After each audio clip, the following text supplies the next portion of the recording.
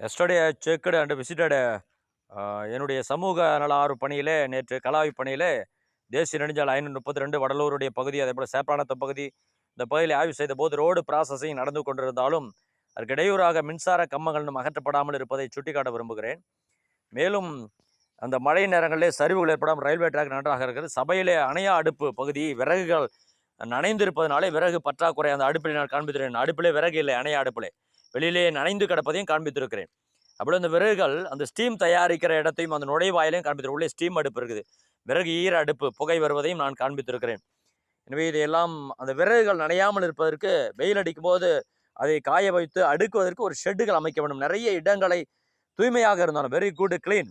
But அதே சமயத்திலே ஹைகோர்ட்டினுடைய உத்தரப்படி, Madras high court உத்தரப்படி Vadalur சபையினுடைய அந்த ஏரியாவுக்கு பின்புறம் சவுத் சைடு ஈஸ்ட் சைடு எல்லாமே கிளியர் பண்ணணும். அதை விரைவுபடுத்த வேண்டும் என்று கேட்டுக்கொள்கிறேன். தேங்க்யூ.